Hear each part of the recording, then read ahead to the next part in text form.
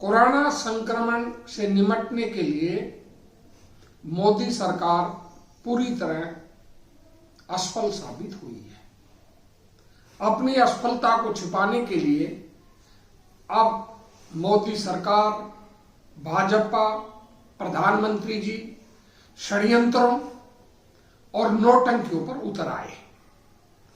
पहले भाजपा ने कांग्रेस का फर्जी टूल किट बनाया और फर्जी टूल किट बनाकर कांग्रेस पर असंगत आरोप लगाए ताकि लोगों का ध्यान भट सके और अपने चहेते गोदी मीडिया के माध्यम से उस तथाकथित टूल किट को प्रचारित प्रसारित करवाया।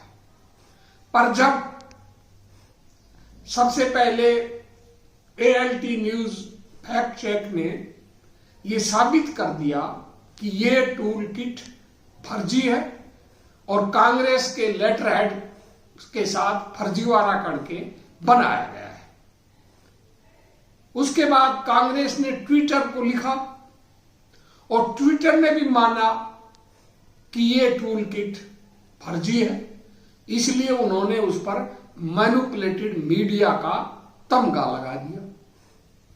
इससे भाजपा बौखला गई। मोदी सरकार के सूचना प्रसारण और IT मंत्री ने ट्विटर को लिखा कि भाई आप इस मैनिपुलेटेड मीडिया को हटाएं, अभी जांच चल रही है, आप जज बनकर कैसे कह रहे हो कि यह टूल किट फर्जी है।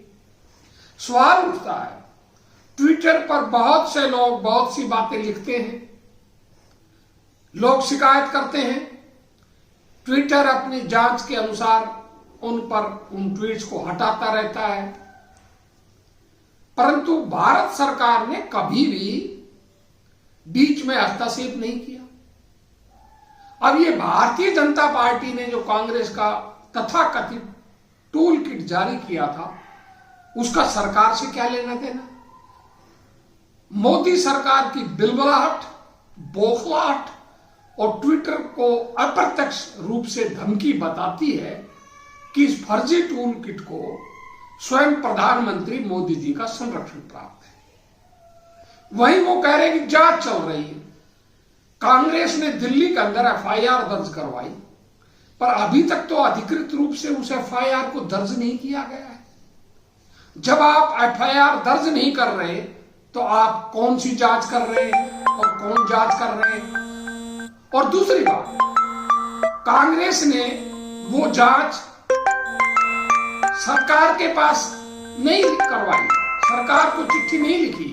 कांग्रेस ने वो पत्र लिखा था पुलिस कमिश्नर को FIR दर्ज करने के लिए। जब FIR दर्ज होगी तभी जांच होगी।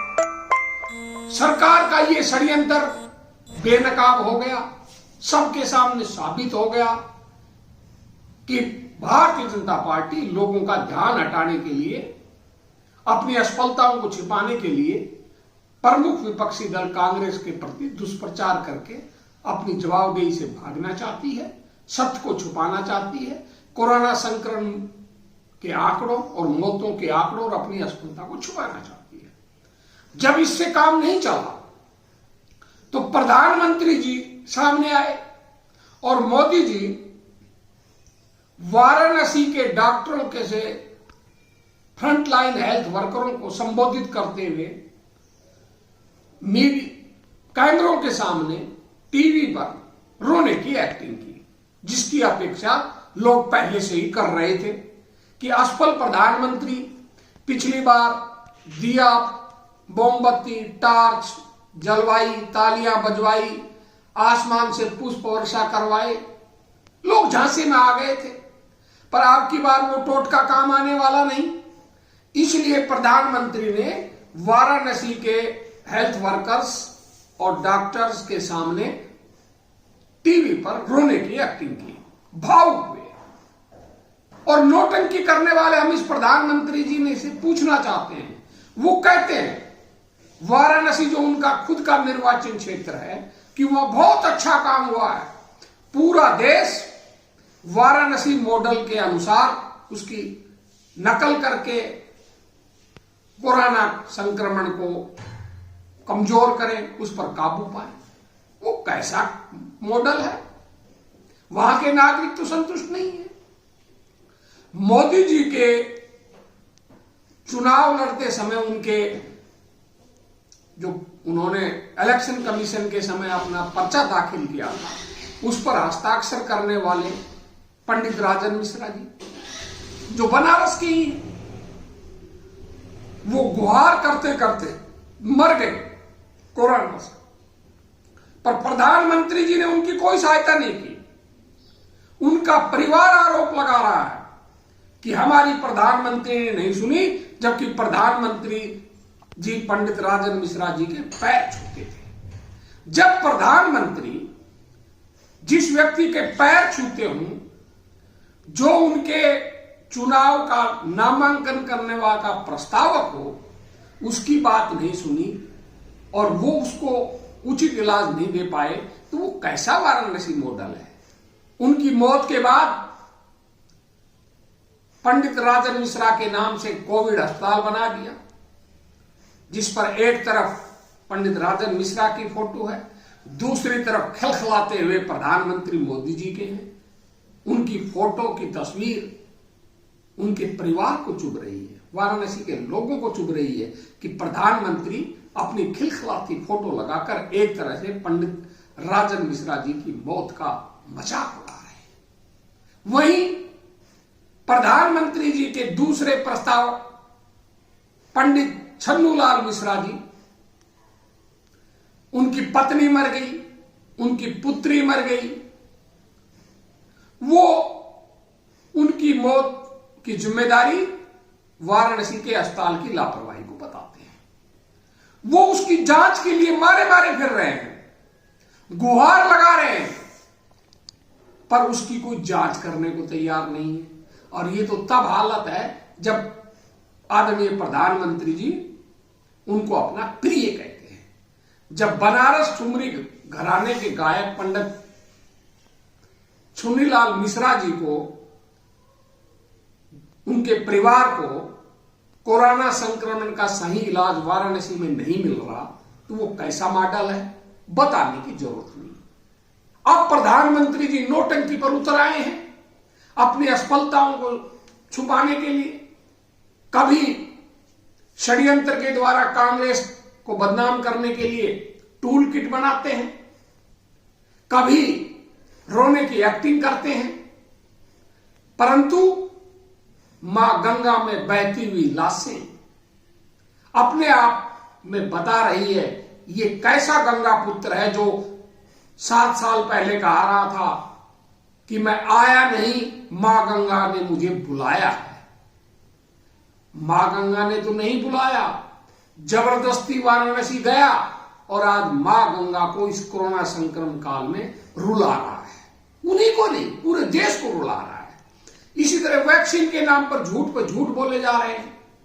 21 जनवरी को प्रधानमंत्री ने कहा था कि हम मई तक 30 करोड़ भारतीयों को दोनों डोज वैक्सीन की लगा देंगे, पर हालत यह है 21 मई 2021 तक केवल 4 करोड़ भारतीयों को दोनों डोज लगी है। फिर प्रधानमंत्री ने जुमला ठोका, हम 18 से 44 साल के उम्र के लोगों को सभी को दिसंबर तक वैक्सीनेट कर देंगे, परंतु वो भी एक जुमला है। वैक्सीन उपलब्ध नहीं है। लोग वैक्सीन केंद्रों पर जाते हैं, इंतजार करते हैं, पर उन्हें कोई वैक्सीन नहीं लग पाती क्योंकि वैक्सीन है ही नहीं। कांग्रेस और विपक्ष के शासित मुख्यमंत्री वैक्सीन की कमी की बात करते हैं तो भाजपा और मोदी सरकार के स्वास्थ्य मंत्री कहते हैं देश में कोई वैक्सीन की कमी नहीं है। ये राजनीति कर रहे हैं। सवाल उठता है कि जब विपक्ष के शासित राज्य सभी कांग्रेस नेता, आमजन, निजी अस्पताल, डॉक्टर, सामाजिक संगठन खुलेआम कह रहे हैं कि वैक्सीन नहीं है, और यहां तक कि भाजपा शासित राज्यों में भी वैक्सीन नहीं है, और अब जाकर कहीं प्रधानमंत्री जी भी मानने लगे हैं कि वैक्सीन नहीं है। अब फिर कह रहे हैं कि दिसंबर तक पूरे देश को वैक्सीनेट कर देंगे। हमारे प्रधानमंत्री जी कोरोना आपदा को निपटने में पूर्णतः असफल रहे। जैसी वो नौटंकी करते हैं वैसी नौटंकी उनके राज्यों के मुख्यमंत्री करते हैं। उत्तर प्रदेश की हालत यह है कि कोई भी कोरोना प्रबंधन के खिलाफ आवाज उठाता है, सरकार की कमी को बताता है, उसके खिलाफ आपदा प्रबंधन एक्ट के तहत अफवाह फैलाने के आरोप में एफआईआर दर्ज कर ली जाती है। सत्ता के बल पर लोगों की आवाज को दबाई जा रही है।